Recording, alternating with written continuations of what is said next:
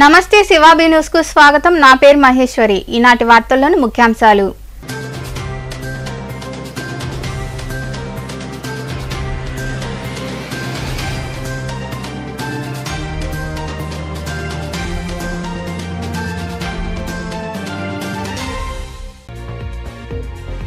అధికారంలోకి రాగానే పిల్లలందరినీ విద్యతో పాటు ఉన్నత స్థాయికి తీసుకెళ్తాం।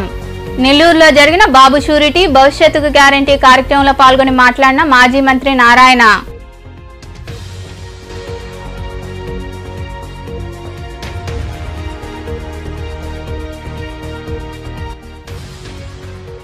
అంగన్వాడీల టర్మినేషన్ ఉత్తర్వులు చట్టబద్ధంగా చెల్లవు। కడపలో జరిగిన అఖిలపక్ష సమావేశంలో తెలియజేసిన సిపిఎం జిల్లా కార్యదర్శి చంద్రశేఖర్।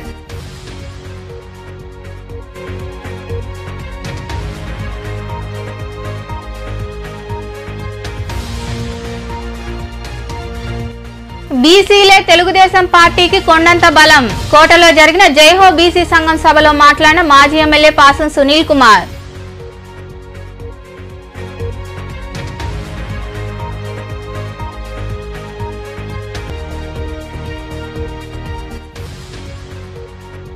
భారతదేశ ప్రజల ఎన్నో ఏళ్ల కల నెరవేరిన పండుగ రోజు జనవరి 22। అయోధ్యలో బాలరాముని విగ్రహ ప్రతిష్ఠ సందర్భంగా గూడూరు, చిల్లకూరు, మనుబోలు, సైదాపురం తదితర గ్రామాల్లో మారుమ్రోగిన జై శ్రీరామ నామం। అధికారంలోకి రాగానే ప్రతి పేదవాడి కుటుంబంలోని పిల్లలందరికీ మంచి విద్యతో పాటు వారందరినీ ఉన్నత స్థాయికి తీసుకెళ్లేందుకు కృషి చేస్తానని మాజీ మంత్రి నగర్ నియోజకవర్గ ఇన్ఛార్జ్ పొంగూరు నారాయణ హామీ ఇచ్చారు। బాబు షూరిటీ భవిష్యత్తుకు గ్యారంటీ కార్యక్రమంలో భాగంగా నెల్లూరు నగరం 6వ డివిజన్ వుడ్ హౌస్ సంఘం తదితర ప్రాంతాల్లో డివిజన్ నాయకులతో కలిసి ఆయన పర్యటించి మాట్లాడారు। ఈ కార్యక్రమంలో మాజీ జెడ్పీటీసీ విజితారెడ్డి, ఈ భాస్కర్ రెడ్డి, కొండా ప్రవీణ్, రాజేశ్వరి, రవి తదితరులు పాల్గొన్నారు।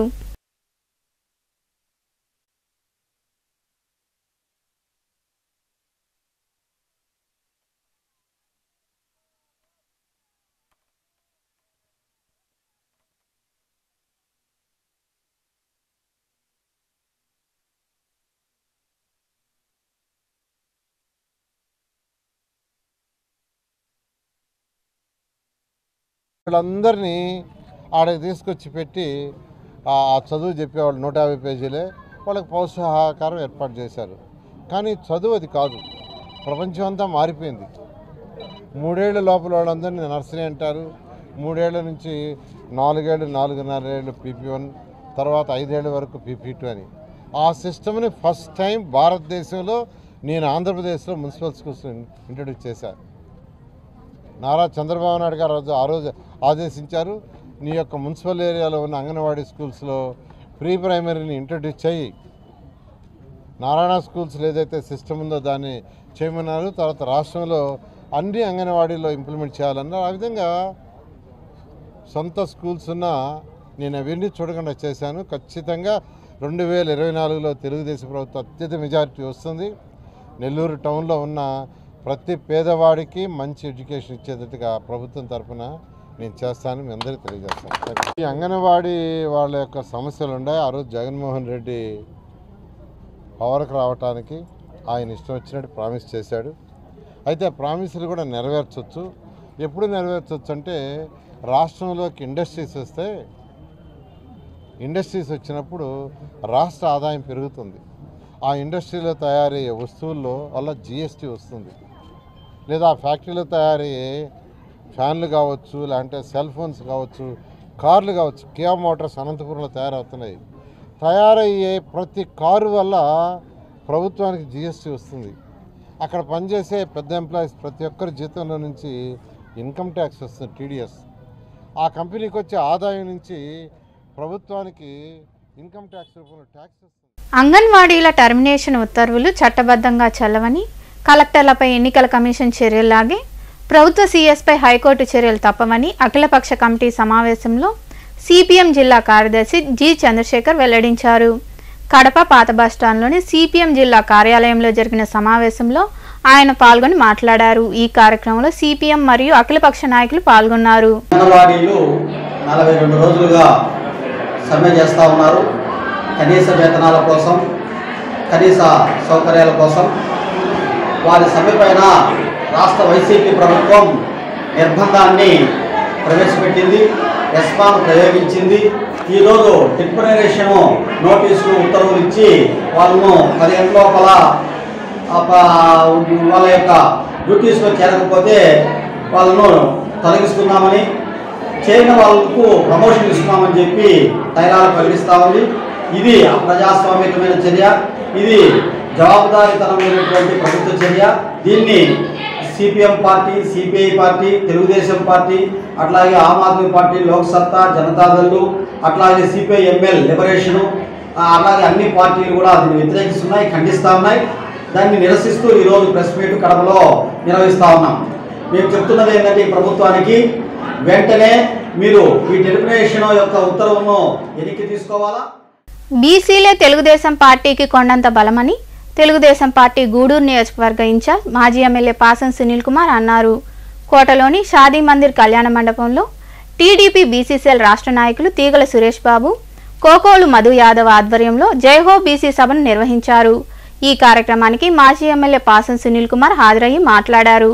ఈ కార్యక్రమంలో బీసీసీఎల్ నాయకులు కందల బాలకృష్ణ యాదవ్, దోసకాయల కృష్ణమూర్తి, కోటా శ్రీనివాసులు, దువ్వూరు మధుసూదన్ రెడ్డి, పాదర్తి కోటారెడ్డి, బత్తిన ప్రమీల, గూండాల లీలావతి, శ్రీనివాసులు, కోటా వాకాడు మండలాల నాయకులు పాల్గొన్నారు.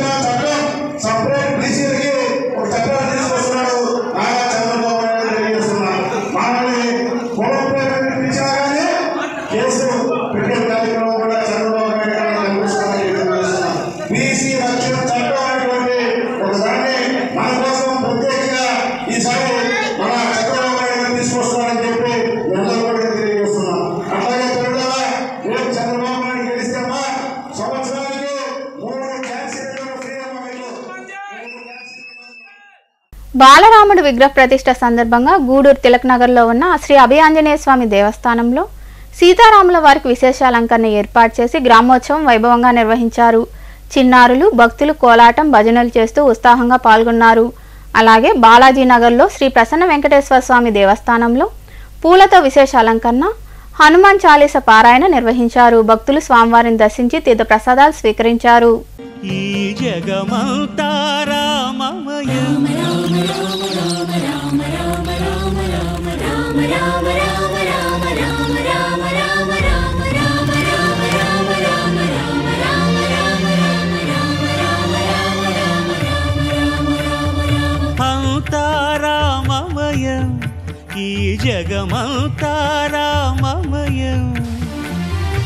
అంతారామమయం, ఈ జగమంతారామమయం, అంతారామమయం.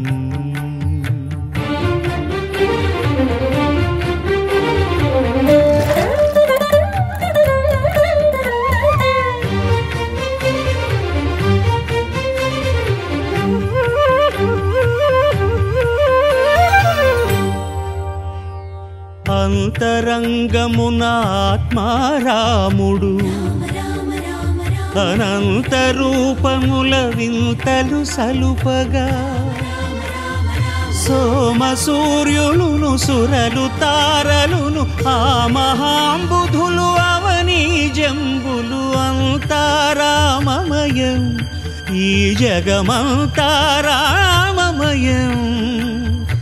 అంతారామమయం.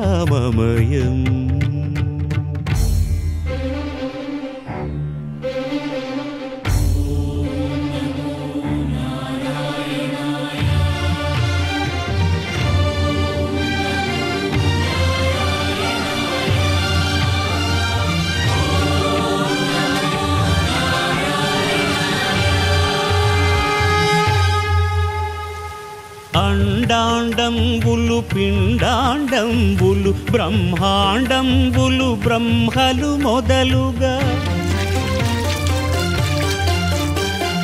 నదులు వనంబులు నానా మృగములు విహిత కర్మములు వేద శాస్త్రములు అంతారామమయం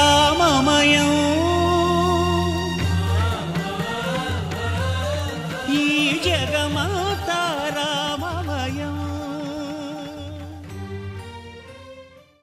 గూడూరు పట్టణ సమీపంలోని చెన్నూరు గ్రామంలో శ్రీ చెన్నకేశవ స్వామి దేవస్థానం వద్ద బీజేపీ, విహెచ్పి మరియు గ్రామ యువత ఆధ్వర్యంలో బాలరాముని విగ్రహ ప్రతిష్ఠ సందర్భంగా మంగళ వాయిద్యాలు, వేదమంత్రాలతో సీతారాముల కళ్యాణం వైభవంగా నిర్వహించారు. భక్తులు అధిక సంఖ్యలో హాజరై కళ్యాణాన్ని తిలకించి తీర్థప్రసాదాలు స్వీకరించారు.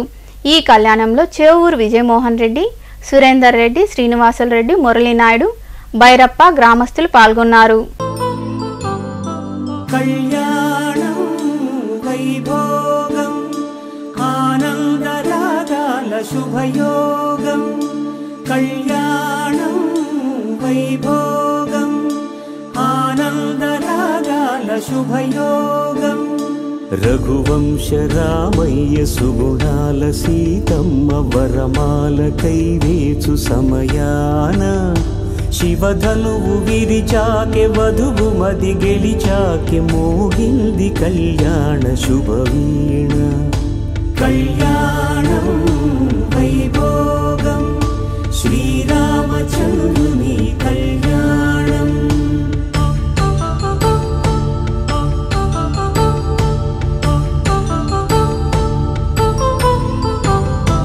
అపరంజి తరుణి అందాల రమణి వినగాని కృష్ణయ్య లీలామృతం గుడి దాటి కదిలింది తన వెంట నడిచింది గెలిచింది రుక్మిణి ప్రేమాయణం.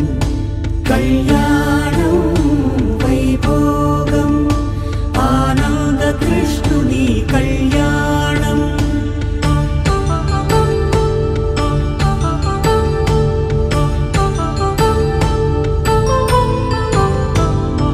పసిడి కాంతుల్లో పద్మావతమ్మ పసిప్రాయముల వాడు గోవిందుడమ్మ విరివలపు ప్రణయాల చెలి మనసు గెలిచాకే కళ్యాణ కళలులికినాడమ్మ. ఆకాశరాజునకు సరితూగు సిరి కొరకు రుణమైన వెనుకాడలేదమ్మ. కళ్యాణం వైభోగం శ్రీ శ్రీనివాసుని కళ్యాణం.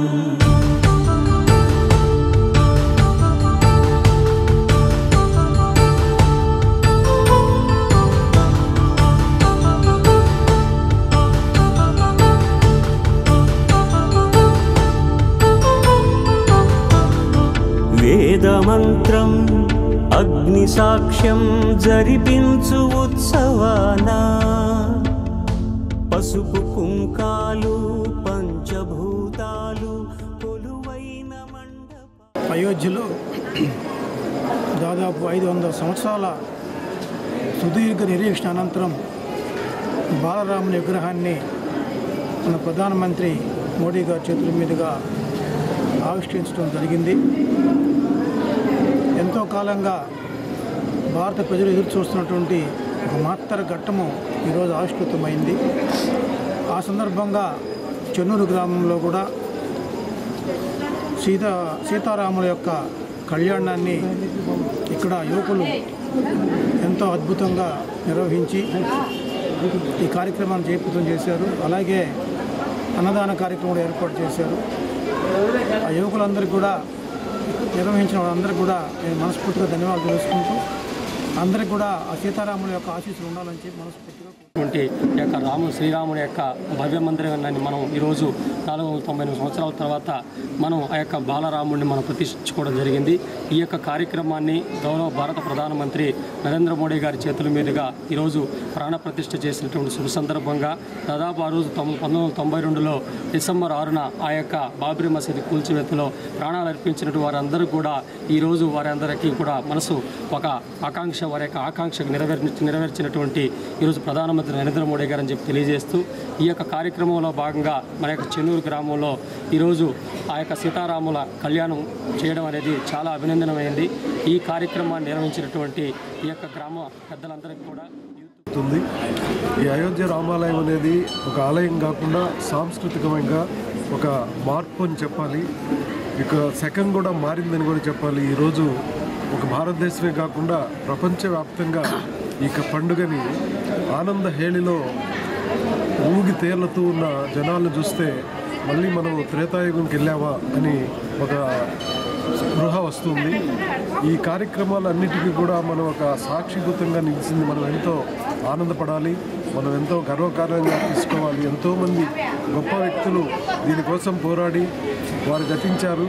కానీ ఈరోజు మనం ఉండి ఆ కార్యక్రమాలను చూడగలిగామంటే ఎంతో మనకు చాలా అదృష్టమని నేను భావిస్తున్నాను.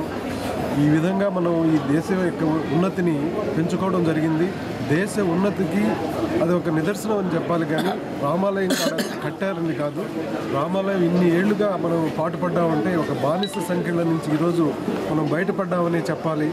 కాబట్టి ప్రతి ఒక్కరూ కూడా ఈ రాముడు విగ్రహం ఆడబెట్టి రామాలయం నిర్మించడం ద్వారా మనం ఒక అయోధ్యలో బాలరాముడి విగ్రహ ప్రతిష్ఠ సందర్భంగా నెల్లటూరు బీసీ కాలనీలో వెలసి ఉన్న శ్రీ ప్రసన్న అభయాంజనేయ స్వామి దేవస్థానం నందు విశేష అలంకరణ, పంచామృత అభిషేకాలు, సామూహిక పూజ, హారతి, భజన కార్యక్రమాలు నిర్వహించారు.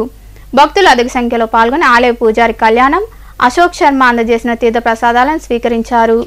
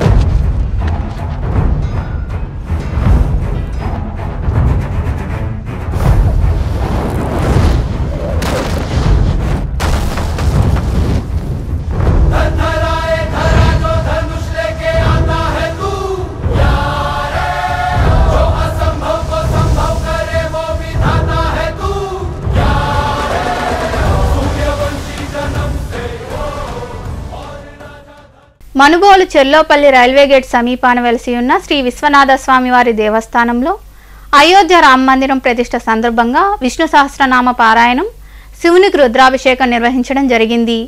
అందమైన రంగవల్లుల మధ్య దీపాలను వెలిగించి ఘనంగా వేడుక నిర్వహించారు. ఈ కార్యక్రమానికి ఉభయదాతలుగా గంధల కృష్ణయ్య, అన్నపూర్ణమ్మ వ్యవహరించారు.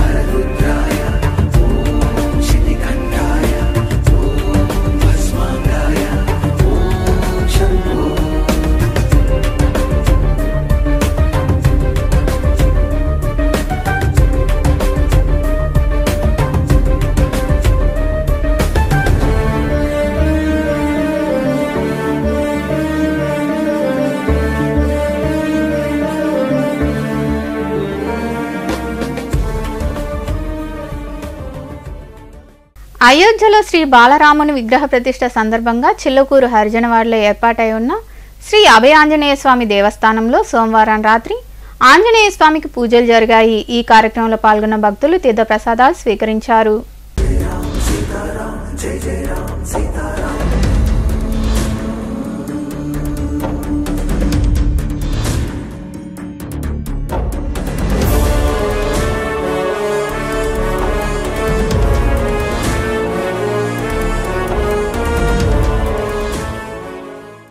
కుల మతాలకు రాజకీయ పార్టీలకు అతీతంగా శ్రీరామ నామస్మరణతో శ్రీకాళహస్తి పుణ్యక్షేత్రం మార్మోగింది. శ్రీరాముని జన్మస్థలం అయోధ్యలో బాలరాముని విగ్రహ ప్రాణప్రతిష్ఠ చేసిన శుభ సందర్భంగా శ్రీకాళహస్తిలో ప్రాణప్రతిష్ఠ వేడుకలను ఘనంగా నిర్వహించారు. మా జీవనమే ఇక పావనమౌగాక, నీ పాలన శ్రీకరమౌగాక, సుఖ శాంతులు సంపదలిడుగాక, నీ రాజ్యము ప్రేమ సుధామయమౌగాక. జగదానందకారక జయ జానకి ప్రాణనాయక, శుభ స్వాగతం ప్రియ పరిపాలక.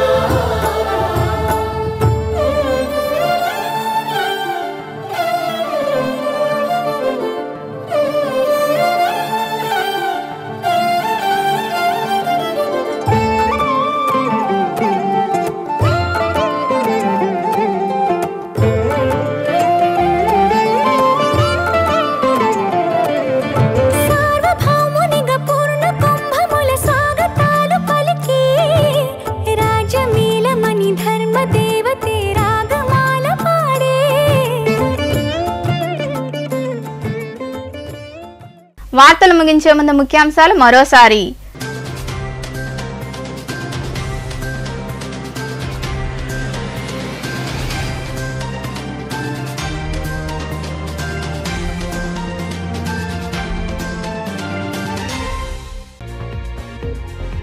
అధికారంలోకి రాగానే పిల్లలందరినీ విద్యతో పాటు ఉన్నత స్థాయికి తీసుకెళ్తాం. నెల్లూరులో జరిగిన బాబు షూరిటీ భవిష్యత్తుకు గ్యారంటీ కార్యక్రమంలో పాల్గొని మాట్లాడిన మాజీ మంత్రి నారాయణ.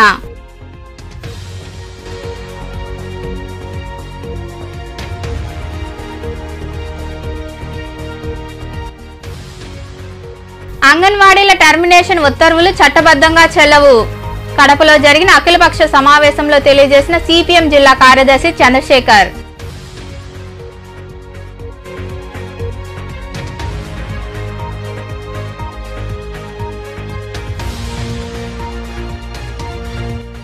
బీసీలే తెలుగుదేశం పార్టీకి కొండంత బలం. కోటలో జరిగిన జైహో బీసీ సంఘం సభలో మాట్లాడిన మాజీ ఎమ్మెల్యే పాసం సునీల్ కుమార్.